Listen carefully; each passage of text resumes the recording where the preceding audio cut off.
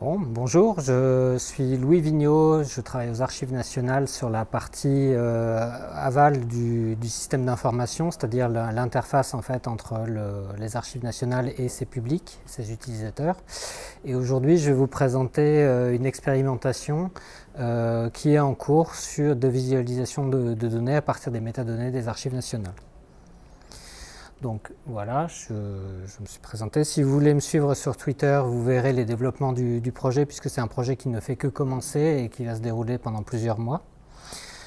Donc les Archives nationales, j'imagine que très peu d'entre vous les connaissent. En fait, les Archives nationales, c'est une institution assez prestigieuse qui conserve et communique les archives des administrations centrales de l'État, à l'exception des ministères de la Défense et des Affaires étrangères qui, pour des raisons historiques, ont leur propre système d'archivage.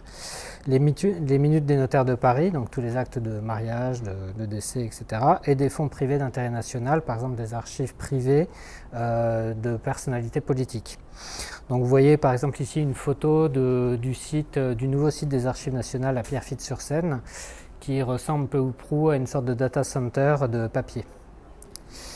Donc ce que je vais vous présenter en fait, il faut savoir que les archives s'apparentent quelque part à la mémoire de l'État et que la mémoire de l'État, quand on commence à s'y intéresser, on s'aperçoit que c'est une matière assez complexe pour au moins 3 raisons.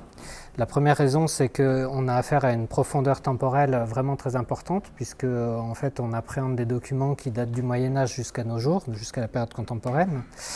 Tout ça, c'est en rapport avec le fonctionnement et les évolutions de l'État. Donc il faut pouvoir comprendre le fonctionnement de l'ancien régime, du système féodal et de la Ve République. Donc en général, on ne s'intéresse pas à tout en même temps, mais bon, on peut être amené à faire des passerelles pour avoir l'évolution historique des choses. Et on est amené à traiter une très grande variété de documents. Donc je vous ai donné 4 exemples. Qu'est-ce qu'il y a en commun entre un parchemin du XIIIe siècle, la dernière lettre de Marie-Antoinette, le recensement de la population fait par l'INSEE en 1953 et la messagerie électronique d'un cabinet de ministres. Donc c'est tout ce type de documents que vous pouvez trouver aux Archives nationales. Donc la complexité aussi a trait en fait à la volumétrie. Alors c'est une volumétrie qui peut paraître un peu dérisoire par rapport au big data tel qu'on le conçoit aujourd'hui, mais qui à l'échelle en fait des archives est assez importante dans la mesure où vous traitez à la fois des documents numériques et des documents traditionnels en papier ou en audiovisuel classique. Donc pour vous donner une idée, il y a ce qu'on appelle 362 kilomètres linéaires d'archives aux Archives nationales. C'est-à-dire si vous mettez bout à bout tous les documents, vous avez un bouchon de 350 km. Donc le temps de lire tout ça, vous allez mettre un moment. Donc une petite portion seulement a été numérisée sous forme d'images, ça nous donne 1,9 million d'images et depuis les années 80, les Archives nationales collectent les archives nativement numériques des producteurs, donc de l'État, sous forme de messagerie. Et nous allons nous intéresser aux métadonnées descriptives dans cette expérimentation. Donc ça fait à peu près 4 millions d'unités d'information réparties dans 25 notices descriptives et 14 000 notices pour les producteurs d'archives. Donc vous voyez en fait une capture d'écran à droite de ce que ça donne dans ce qui pourrait être le catalogue en ligne des Archives nationales qui représente les notices. Donc vous avez une approche très littéraire de la question. Donc on va travailler sur cette partie-là. Donc l'expérimentation dont il est question aujourd'hui a vocation à explorer 3 cas d'usage. Donc un cas d'usage grand public pour proposer une nouvelle expérience de recherche pour les usagers, donc les citoyens comme vous et moi, les chercheurs, les enseignants. Voilà, et proposer en fait un cas d'usage professionnel pour essayer de développer des outils d'aide à la décision pour les archivistes, parce que même quand on est archiviste, la matière est relativement complexe. Imaginez quelqu'un qui vient de sortir des études et qui doit appréhender un panel aussi vaste d'informations, donc c'est loin d'être évident pour quelqu'un qui débute dans la profession. Et le 3e point, c'est ce qu'on appelle la convergence, c'est-à-dire que historiquement vous avez des documents matériels papier, et de plus en plus, en fait, les Archives nationales archivent des documents numériques et il faut trouver un moyen de conserver, mais aussi d'accéder à cette pluralité de documents matériels et immatériels. Donc on peut utiliser les systèmes d'information pour développer des systèmes de convergence. Donc dans les diapos d'aujourd'hui, je vais vous parler surtout du premier point, des interfaces de recherche pour le grand public. On parlera très brièvement du deuxième point, des outils d'aide à la décision pour les professionnels, plutôt sous forme d'informations de style statistiques descriptives pour voir un peu l'évolution des tendances de la profession. Et la troisième partie est complètement à construire à ce jour.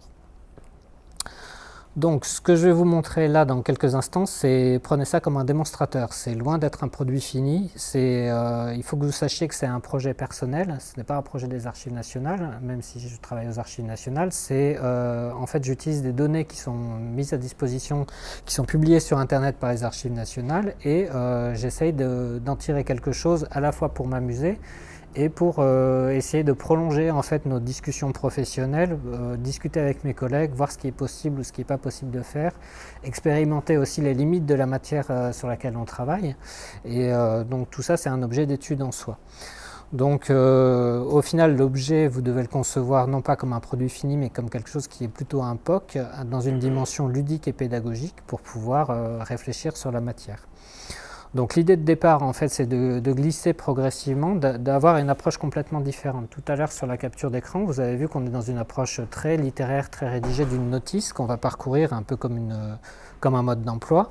Et l'idée, en fait, c'est d'aller extraire des informations dans ces notices et de prélever des métadonnées structurées pour pouvoir naviguer de manière transversale. Aujourd'hui, on a une approche littéraire séquentielle. Vous trouvez une notice, vous la lisez en entier, puis vous passez à une autre notice. Là, l'idée de l'expérimentation, c'est vous brassez l'ensemble des notices à travers une multitude de critères et vous essayez de voir les quelques notices qui vont répondre à votre besoin. Donc, on va essayer de définir des nouvelles manières de parcourir les fonds d'archives. Donc le premier cas d'usage est vu comme un assistant de recherche pour le grand public. Donc c'est un outil qui n'a pas forcément vocation à remplacer le moteur de recherche actuel. C'est plutôt quelque chose qui vient en complément pour essayer d'apporter une recherche un peu différente. L'idée, c'est de défricher la masse, de passer, au départ, vous avez 25 000 notices, c'est assez difficile à appréhender. Ces 25 000 notices, je vous le disais, correspondent à 4 millions d'unités de recherche. Donc l'idée, c'est de pouvoir défricher, de raffiner progressivement et d'identifier au final un corpus très réduit de notices qui vous intéressent, de passer par exemple de 25 000 à 4, et à partir du moment où vous avez trouvé 4 notices qui vous intéressent, là, vous pouvez aller sur le site traditionnel et aller les lire intégralement. Donc je vais vous montrer ça. Un des principes qui me tient à cœur, c'est vraiment l'agilité dans la recherche. J'ai appelé ça une recherche infinie, c'est-à-dire vous testez, vous combinez des critères, vous testez, vous échouez, vous recommencez. Et il n'y a plus on n'est plus du tout dans l'approche, vous faites une recherche, vous lisez la notice, ça vous convient ou ça vous convient pas, vous faites une recherche, etc. Là vraiment, la recherche est une boucle infinie. Donc vous allez voir, en fait, le travail s'organise autour d'une vingtaine d'indicateurs et l'idée, c'est de pouvoir les moduler à volonté. Donc là, on travaille sur de la visualisation de données, mais en fait, derrière, c'est Elasticsearch, il y a Kibana, et en fait, les indicateurs, c'est simplement des facettes qui sont représentées sous forme visuelle. Donc l'intérêt de la visualisation de données, le premier intérêt, c'est que c'est ludique et que c'est grand public. Ça peut être appréhendé à peu près par n'importe qui, y compris des personnes qui ne connaissent pas les archives et pour qui c'est le premier contact. Donc il y a un côté facilité d'entrée en matière, même pour une matière complexe. Le deuxième intérêt, c'est de pouvoir évaluer assez facilement les volumes et les vides. C'est-à-dire que vous allez voir dans la visualisation, il y a une idée aussi de ce que vous n'allez pas trouver ou de ce qui n'est pas renseigné. Alors ça, vous pouvez le faire avec un moteur texte, mais c'est plus facile de le rendre sur une visualisation. Et ce qui m'intéresse aussi, c'est de pouvoir visualiser les proportions des documents. C'est-à-dire que vous allez très vite voir les masses d'informations, qu'est-ce qui représente 60% de l'information, à quel endroit l'information est regroupée ou fragmentée. Et la visualisation donne des outils très intuitifs pour ce genre de choses. Donc là, on va passer à la démo. Donc je ne sais pas trop, on va voir. Donc là, vous avez 3 courtes vidéos, je vais vous les présenter brièvement.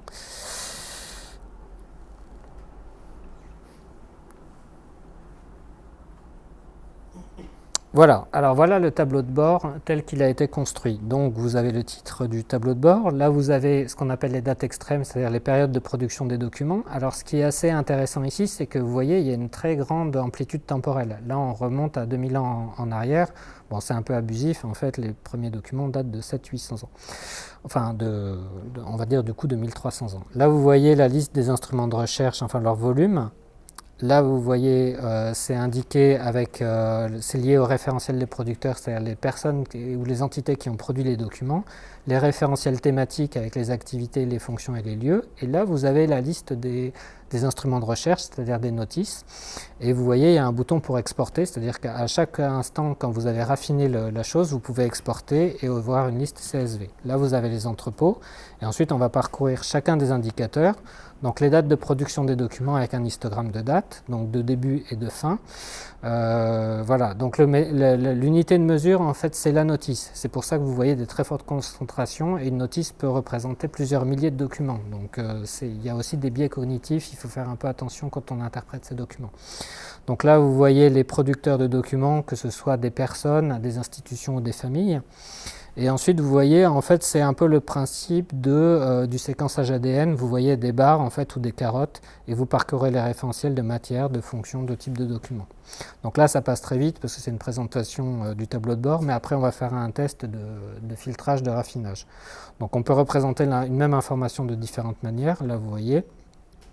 J'ai prévu aussi, j'ai essayé d'expérimenter en faisant des thèmes. Et là, vous voyez une information géographique représentée de manière simple qui va pas être présentée par la suite puisque c'est lié aux inventaires de notaires de Paris.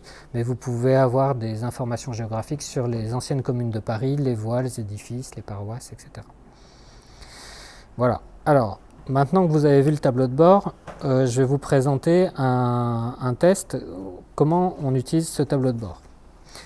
Donc on va partir du tableau de bord vierge où il y a à peu près 25 000 notices et on va arriver à quelques notices. Donc vous voyez là, il y a 25 000 notices, on parcourt et on va sélectionner quelques entrées, quelques indicateurs et on va cumuler des filtres, on va annuler des choses et progressivement on va arriver à des volumes d'informations qui sont beaucoup plus raisonnables. Donc là, on va sélectionner les documents qui sont relatifs au secteur de la santé. Donc vous voyez, on peut se balader sur l'indicateur et là, le tableau de bord se recalcule automatiquement en fonction de cette facette. Donc vous voyez, tous les indicateurs prennent une allure un petit peu différente. Donc vous voyez, la courbe est un peu différente et progressivement, en fait, on va affiner, on va cumuler des critères. Vous allez voir, l'exemple est assez court, hein, on va accumuler 2-3 critères. Et vous voyez, par exemple, les histogrammes de date changent. Et progressivement, en fait, vous avez de moins en moins d'entrées dans les référentiels, ce qui fait que les diagrammes sont de plus en plus lisibles.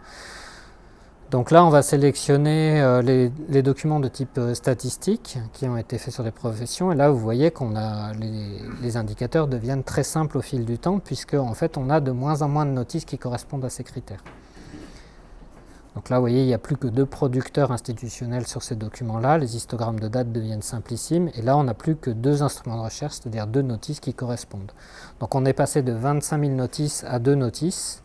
Et là, on va inverser les filtres, c'est-à-dire que je vais demander tous les documents qui correspondent aux critères, sauf que la matière n'est pas de la santé. Donc là, on passe de 2 à 38.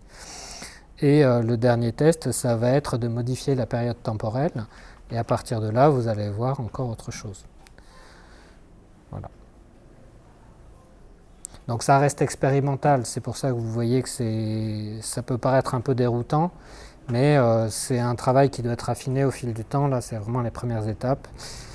Et là, sur le dernier test de raffinage, en fait, on va passer de là où le tableau de bord fonctionne avec des dates relatives. Et on va passer en mode date absolue, donc on va demander les documents sur une période temporelle très très restreinte qui va être, je veux les documents qui ont été produits entre 1970 et 1980.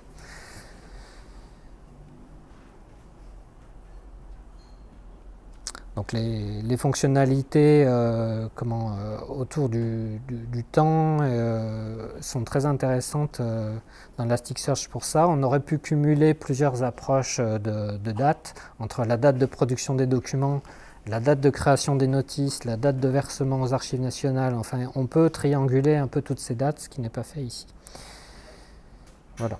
Alors, il reste une présentation qui va aller assez vite, ça dure 1 minute. C'est pour vous montrer en fait le début du travail sur des outils d'aide à la recherche